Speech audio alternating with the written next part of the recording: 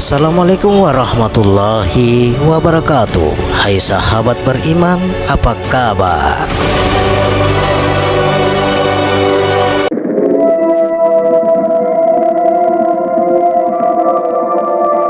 Dalam firman-Nya melalui hadis qudsi, qala Allah Ta'ala, al-insanu sirri wa nasirrihi sifatihi illa khairi lillah. Insan itu rahasiaku dan aku rahasianya. Sifatku itu sifatnya, tidak ada dariku melainkan Allah Ta'ala juga adanya. Barang siapa mengenal badan, ia akan mengenal nyawanya. Barang siapa mengenal nyawanya, ia akan mengenal sirnya. Barang siapa mengenal sirnya, ia akan mengetahui Tuhannya yang qadim adanya. Sahabat beriman yang dirahmati oleh Allah Subhanahu wa Ta'ala, kali ini kami akan membuka wujud. Wujuduka sahru wala yuka mubihi sabuhu. Barang siapa menggandakan dua wujud jadi syirik. Ana wujudahu, ada kita dengan dia. Wa nafsuhu, ada dia dengan sendirinya. Wujud itu artinya ada. Apa yang dikatakan ada itu? Yang dikatakan ada itu ialah zat. Wujud ini jika ditelaah pihak lafadznya sifat, jika ditelaah pada maknanya zat, dan yang dikatakan lafadz itu karena bacaan itu wujud ada zat. Inilah maknanya. Wujud itu ain zat, artinya kenyataan karena lafadz yang dibaca itu wujud maknanya zat. Ini adalah karena wujud itu ada, maka yang ada itu zat, sehingga tidaklah diperoleh dengan lafadz yang lain daripada wujud itu, karena wujudnya itu yang menyatakan zatnya. Wujud diri sendiri berdiri dengan zat, sebab lafadz wujud itu ada manakala yang ada itu ialah zat. Sempurnanya diri insan itu tahu akan makarinanya yang terdiri atas 4 perkara, yaitu syariat diri. Hakikatnya syariat diri itu adalah tercengang, artinya tidak tahu dirinya lagi, lupa, bodoh, bisu dan tuli. Jika sedang menghadap Allah Ta'ala, tidak tahu lagi siapa yang Tuhan dan siapa yang hamba. Sempurnanya syariat diri itu hakikatnya nyata kepada af'al Allah, hurufnya alif, alamatnya nasut, tempatnya tubuh, karena tubuh itu kenyataan syariat.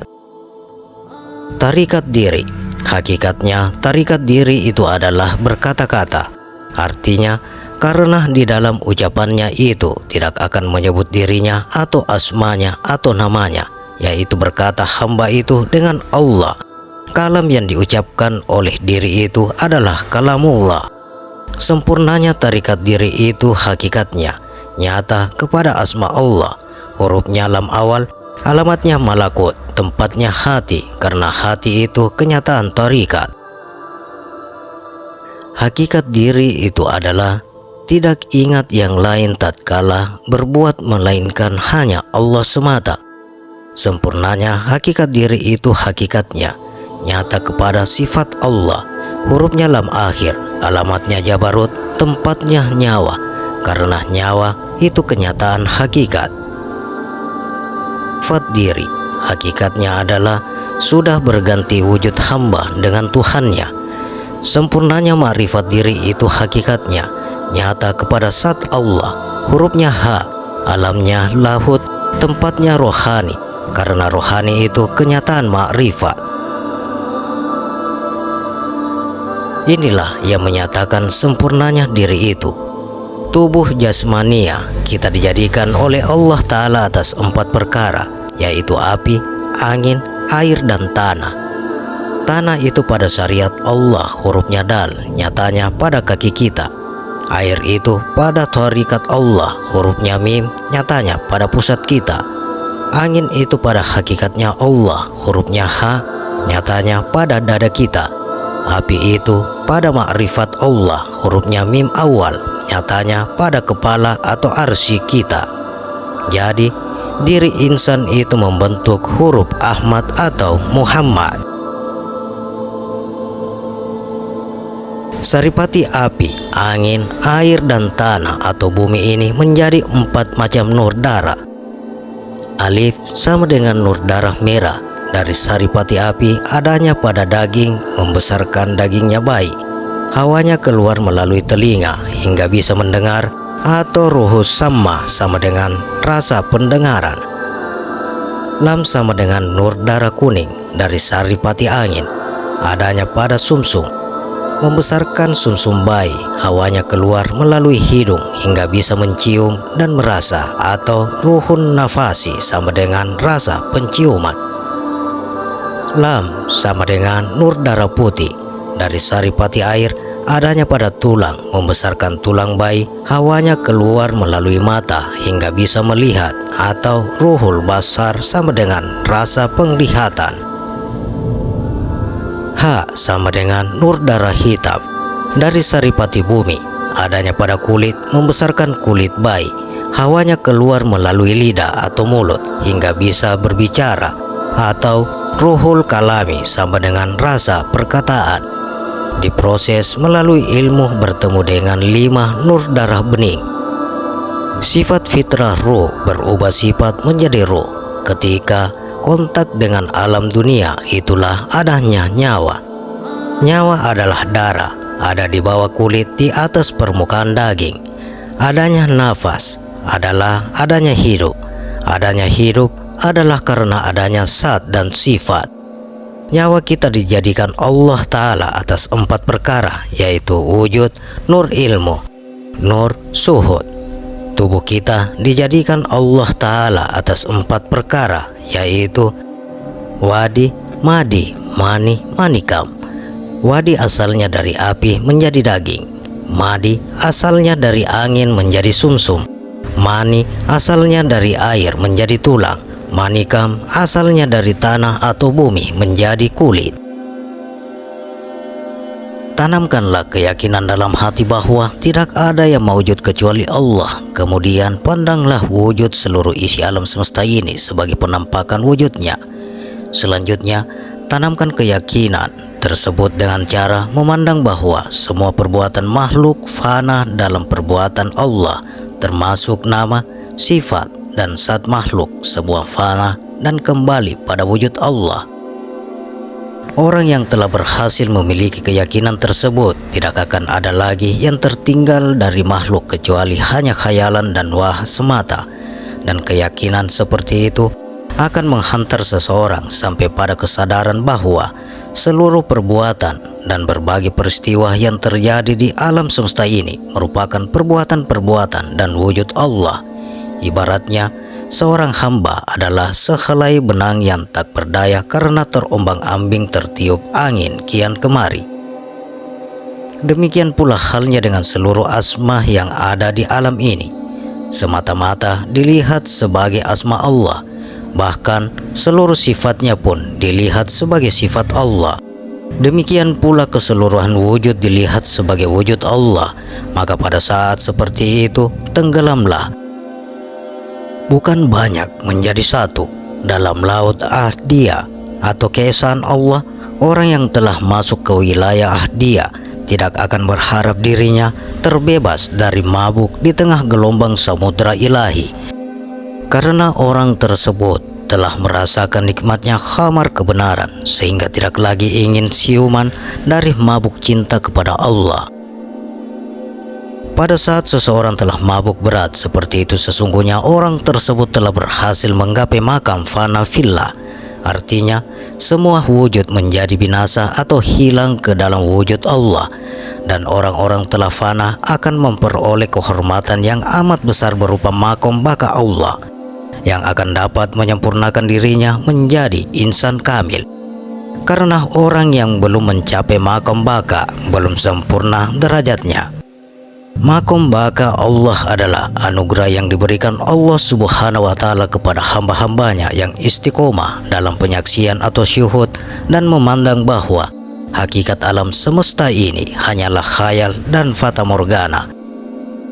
Ada 2 cara yang dapat dilakukan oleh seorang salihin atau pejalan agar dapat memandang segala wujud sebagai penampakan wujud Allah Subhanahu wa Ta'ala.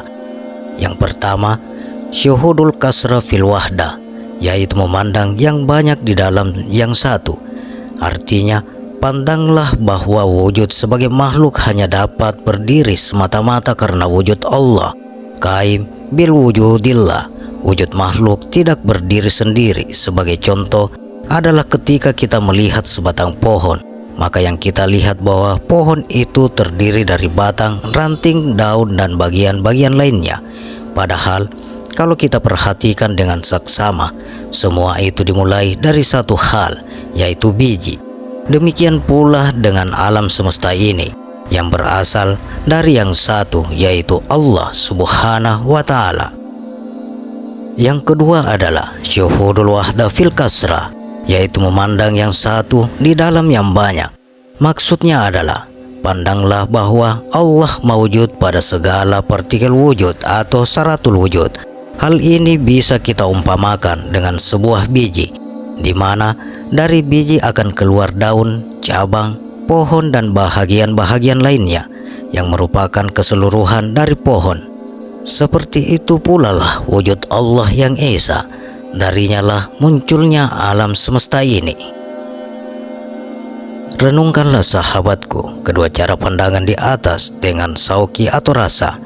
Janganlah memandang dengan cara kauli atau pengakuan lewat kata-kata atau lafasi yang artinya wacana, karena lidah, pandangan, dan lafal tidak akan mampu melakukannya. Sayyidi Mustafa Al-Bakri radhiyallahu anhu menegaskan, sesungguhnya jalan penuntut kaum arifin atau semoga Allah meridhoi mereka adalah bersifat gaib.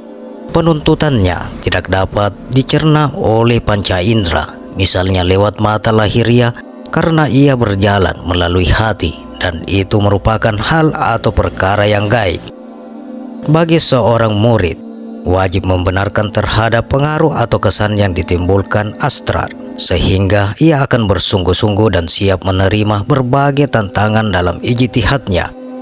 Karena sesungguhnya jalan yang akan dilalui adalah jalan yang amat sukar bagi jiwa atau nafas. Bahkan saking sulitnya hingga tidak dapat dilukiskan dengan kata-kata. Oleh karena itu, barang siapa yang dengan ringan mengaku telah memperoleh ilmu sang arif tersebut, dan ilmu tersebut diperolehnya lewat lafal atau kaul atau kata-kata dan ta'bir atau interpretasi yang mengarah pada pemberlakuan hukum nasional, maka sesungguhnya orang tersebut telah menjadi sindik. Nauzubillahi min dzalik. Berikutnya tajalli dan sauki. Ketika Allah telah membukakan rahasia dirinya atau tajalli dengan zatnya pada seorang hamba, hal itu bisa saja terjadi tanpa melalui perantara atau wasitan. Maka yang terjadi pada orang tersebut adalah akan merasakan fana. Di sisinya ia menjadi lenyap dan tenggelam dalam wujud Allah, baik dari segi zat maupun sifat. Dan orang yang demikian berarti telah mencapai tajalli atau dasar kehendaknya. Karena tidak ada seorang pun yang mampu melakukannya atas dasar kehendak dirinya sendiri, melainkan hanya dengan kehendak Allah. Bahkan sekalipun ia telah melalui proses bimbingan dari syekh-syekhnya, karena para syekh itu sebenarnya hanya berperan sebagai sarana dan penunjuk jalan. Sementara kondisi tajalli itu merupakan hal yang sauki. Jika seseorang telah merasakan sauk, maka ia sebenarnya tidak tahu apa-apa, sebagaimana diungkapkan oleh kaum bijak hukuma. Barang siapa tiada merasakan sauk, ia tidak mendapatkannya. Pernyataan tersebut dapat diibaratkan dengan orang yang tinggal di Indonesia tapi mendapat cerita tentang rasa buah safarjai, sejenis buah-buahan yang umumnya tumbuh di daratan Arab. Sekalipun didukung pengetahuan dan cerita tentang rasa buah tersebut, tetapi orang itu tidak akan dapat membayangkan dengan pasti rasa safarjal itu secara hakiki, karena ia belum pernah merasakan langsung. Tetapi jika ia sudah pernah merasakan langsung, maka dengan mudah ia akan memahami rasa yang sesungguhnya dari buah safarjal tersebut. Demikian juga halnya dengan ma'rifat kepada Allah. Jika seseorang telah merasakan, niscaya hanya dirinya sajalah yang mengetahui rasanya. dan dia tidak akan mengalami kesulitan untuk bercerita. Bagi kaum arif yang telah mengalami hal sauki tersebut tidak dapat mendefinisikan dengan tepat mengenai hal ini, karena pada dasarnya mereka lemah untuk memberikan semacam iktibar bagi masalah semacam ini. Bahkan mereka pun menyadari keterbatasan makrifat mereka. Hal ini tercermin dari pengakuan Nabi Shallallahu Alaihi Wasallam yang terungkap dalam sebuah hadis, "Maha suci Engkau ya Allah, kami tidak mengenalmu dengan sebenar-benarnya makrifat," tercantum dalam kitab Ad-Durrus Nafis. Kaum arif merasa lidah mereka keluh untuk mengatakan perihal makrifat tersebut, sebagaimana isyarat dalam sabda Nabi Shallallahu Alaihi Wasallam, "Barang siapa yang mengenal Allah, niscaya keluh lidahnya," tercantum dalam kitab Ad-Durrus Nafis. Kekeluhan lidah itu disebabkan oleh faktor keterbatasan ilmu maupun kata yang tidak dapat mengurai rasa secara hakiki. Karena makrifat adalah rasa atau sauki atau amir sauki, maka hanya bisa diketahui oleh yang merasakan. Untuk memahami kalimat yang menyatakan bahwa Allah mawjud pada setiap yang berwujud, harus ditempatkan pada konteks hakikat dan sifat yang berdiri sendiri atau qayyumnya. Jika benar-benar telah mengenalnya, maka pemaknaan kalimat tersebut tidaklah harus tergelincir pada konteks ittihad ataupun hulul. Jika ada kekhawatiran, maka syuhud adalah jalan terbaik untuk menyadarkan diri bahwa batas maksimal yang mungkin bisa dicapai dalam proses menuju kepadanya hanyalah sampai pada makam tauhidus sifat. Hal itu dapat dimaklumi karena kebanyakan di antara para wali Allah hanya sampai pada makam tersebut. Mereka tidak memaksakan diri untuk sampai kepada makam tauhidus sat, dan orang yang berhasil memperoleh makam tauhidus sat hanyalah Rasulullah Sallallahu Alaihi Wasallam dan orang-orang yang mungkin berada satu tingkat di bawah qadam Rasulullah Sallallahu Alaihi Wasallam. Namun demikian, setiap orang berhak mencapai makam tauhidus sat. Orang yang merasakan tajalli sat niscaya akan tenggelam dalam lautan ahadiyah wujud yang mutlak yang laisa kamitshu syai'an, atau tiada sesuatu pun yang serupa dengannya. Orang yang telah sampai pada tataran tersebut biasanya tidak lagi peduli pada hitungan amal yang pernah dilakukan maupun pujian yang datang menghampirinya.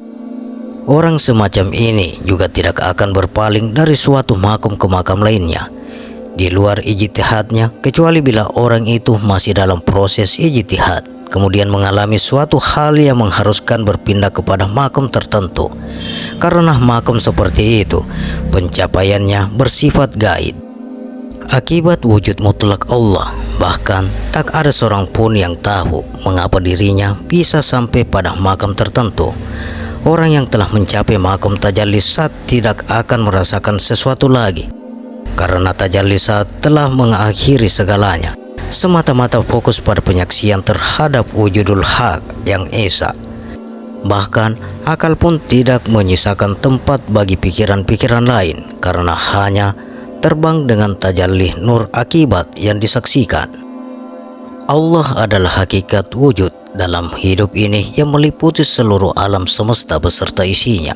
Alam dan Allah adalah satu atau tunggal. Maka barang siapa yang fana dengan Robnya, maka lupalah dia akan dirinya karena berkenalan dengan Allah di dalam suhudnya. Kanjeng Sunan Kalijaga pernah berkata, Tuhan itu tidak berarah, tidak berwarna, tidak ada wujudnya, tidak terikat waktu dan tempat. Sebenarnya adalah itu tiada. Namun jika dia tidak ada, maka alam raya ini kosong dan tidak ada wujudnya. Maka siapa yang tidak melihat Allah pada apa yang dia pandang, maka ia masih terhijab. Adalah ia orang ahli hakikat yang tidak berhakikat, seseorang pencinta Tuhan yang tidak bertuhan, seseorang ahli syariat yang tidak bersyariat, seseorang ahli makrifat yang tidak bermakrifat, seseorang ahli fikir yang tidak berfikir, seseorang ahli fikir yang tidak berfikir, seseorang ahli tasawuf yang tidak bertasawuf, serta seseorang pengenal yang tidak sanggup mengenal. Karena yang mengenal dan yang dikenal hakikatnya adalah satu jua. Yang mencari itulah yang dicari. Aku adalah satu bagi wujud yang satu. Atau dengan kata lain, wujud yang satu itulah aku. Akulah pemilik, penguasa, pencipta, pemelihara, pengatur segala yang ada. Karena milikku adalah ruh dan jasad dengan segala anggotanya. Sifat wujud adalah sebenarnya sifat Allah. Sifat wujud itu esa. Hanya Allah sahaja yang layak bersifat dengan sifat wujud atau ada. Selain daripada Allah sebenarnya bersifat dengan sifat tidak ada atau tiada. Selain dari Allah adalah diadakan atau diwujudkan atau maujud. Untuk memperkenalkan dirinya, Allah telah tajalli atau sahirkan sifat adanya. Apabila Allah sahirkan sifat wujudnya, sifat ada itu tetap menjadi milik Allah juga dan tidak akan menjadi milik selain dari Allah, termasuk juga tidak akan menjadi milik kita sendiri. Sepatutnya apabila Allah memperkenalkan sifat adanya, hendaklah diakui sifat wujud yang sedang diperkenalkan itu adalah sifat Allah. Tetapi kebanyakan manusia di atas muka bumi ini telah salah sangka ada Allah yang sedang telah diperkenalkan itu telah dianggap sebagai ada diri sendiri. Sangkaan ada Allah yang sedang diperkenalkan yang dianggap sebagai ada diri sendiri itulah sebenarnya hawa nafsu. Sedang merasakan keberadaan diri sendiri jika dihuraikan dengan perkataan sedang berlaku seperti firman Allah Subhanahu wa Ta'ala. Dan jika ada sesiapa di antara mereka berkata, sesungguhnya aku ialah Tuhan selain dari Allah, maka yang berkata demikian itu kami akan membalasnya dengan azab neraka jahanam. Demikian kami membalas golongan yang zalim. Quran Surah Al-Anbiya ayat 29. Apabila rasa ada di diri sendiri, maka timbullah rasa aku atau diri sendiri yang hidup, aku atau diri sendiri yang tahu, aku atau diri sendiri yang berkuasa, aku atau diri sendiri yang berkehendak, aku atau diri sendiri yang melihat, aku atau diri sendiri yang mendengar, aku atau diri sendiri yang berkata-kata. Sedang sifat hayat, ilmu, kodrat, iradat, basar, sama, dan kalam adalah sifat-sifat yang wajib bagi Allah. Sifat-sifat yang wajib bagi Allah adalah hanya milik Allah sendiri sahaja. Apabila kita merasa ada diri sendiri di samping wujud Allah, maka secara otomatis segala sifat milik Allah itu akan dianggap atau disangka sebagai sifat milik diri sendiri yang disangka atau diri yang sedang dirasai ada itu. Rasa ada diri atau sedang menyatakan sifat ada Allah sebagai sifat ada di diri sendiri. Itulah sebenarnya apa yang dimaksudkan dengan hawa nafsu sendiri. Pengakuan dan penyaksian terhadap ada diri sendiri itulah yang wajib dinafidkan. Tempat penafidkan adalah di dalam hati. Peranan kita semula ialah melakukan perang dengan nafsu atau rasa ada diri sendiri. Seperti apa yang telah disabdakan Nabi Muhammad SAW, perang yang paling besar ialah berperang dengan hawa nafsu sendiri. Selama ini kita telah menganggap atau menyangka sifat ada Allah yang sedang diperkenalkan untuk memperkenalkan diri sebagai sifat ada di diri kita sendiri, atau sedang merasa diri kita ada di samping wujud Allah. Oleh kerasa wujud adalah sifat yang wajib bagi Allah, dan sifat yang wajib bagi Allah ini esa dan tidak ada selain dari Allah yang bersifat dengan sifat ada. Tidak ada sesuatu yang lain yang bersamaan dengan sifat Allah. Jika Allah tidak memperkenalkan sifat adanya, dia tidak akan dikenali. Untuk memperkenalkan dirinya, Allah mentajalli dan mensahirkan segala wujud, sifat, nama, dan perbuatannya. Pensahiran wujud, sifat, nama, dan perbuatan Allah inilah yang dinamakan sebagai makhluk. Maksudnya adalah makhluk Allah adalah apa yang Allah sedang memperkenalkan tentang wujud, sifat, nama, dan perbuatannya. Setiap satu pengenalan yang berbeda diberikan satu nama panggilan yang lain. Perbedaan nama adalah sedang menunjukkan perbedaan pensahiran wujud, sifat, nama dan perbuatan Allah yang berbeda. Kesemua makhluk Allah adalah merupakan atau sedang mensahirkan wujud, sifat, nama dan perbuatan Allah, dan makhluk tiada mempunyai sifat ada yang sendiri. Wujud makhluk sebenarnya adalah sedang menerangkan tentang wujud Allah.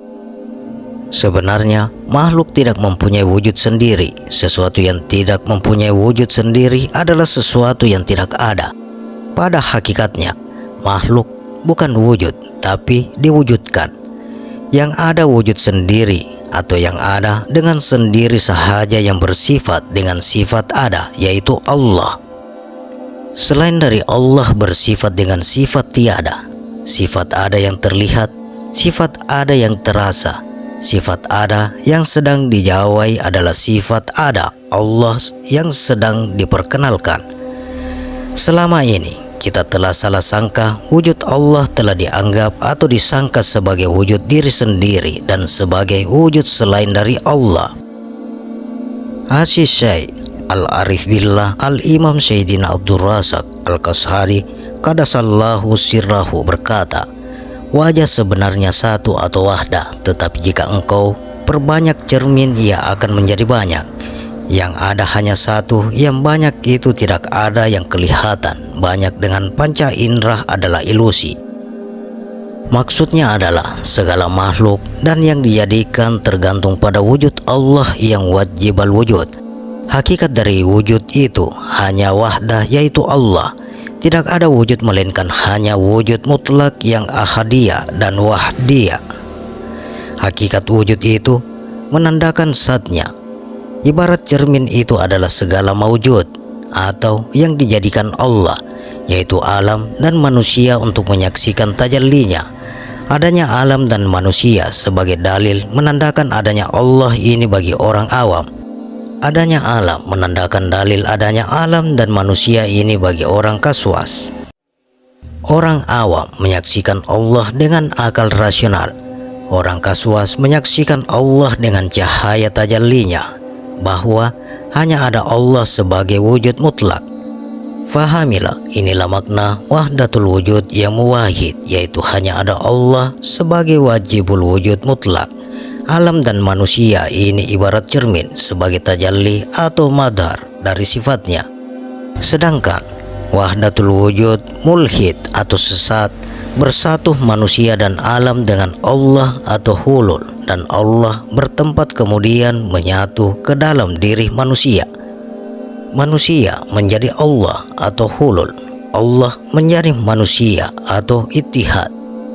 Allah menitis atau reinkarnasi ke dalam diri manusia dari alam lahut ke alam nasut atau tanasuk. Jelas, faham tadi adalah wahdatul wujud yang orang Hindu, Majusi, Buddha dan Nestoria yang sesat menyesatkan. Mengingat kewujudan, maujud dan ciptaan identik dengan hubungan itu sendiri, maka kewujudan semua maujud dan ciptaan pastilah bersifat relatif atau nisbi. Sebagian ahli hikmah menyebutkan dengan kewujudan konpulatif. Artinya, kewujudan ciptaan tiada lain adalah hubungan dan relasi dengan perwujudan dan penciptaannya begitu hubungan itu hilang. Kewujudan maujud atau ciptaan itu pun ikut menghilang. Sedemikian esensialnya posisi hubungan ini sehingga segala sesuatu selain Allah dapat dipahami dalam rangkaian hubungan-hubungan dengannya. Demikian sahabat penjelasan tentang wujud. Bagaimana pendapat Anda? Silakan share pendapat menarik Anda pada kolom komentar. Semoga video ini bermanfaat dan bisa menambah keimanan dan ketakwaan kita kepada Allah Subhanahu wa Ta'ala, dan juga akan menambah kecintaan kita kepada Rasulullah Sallallahu Alaihi Wasallam. Terima kasih untuk sahabat yang telah menonton video ini. Sampai berjumpa kembali di video berikutnya. Wassalamualaikum warahmatullahi wabarakatuh.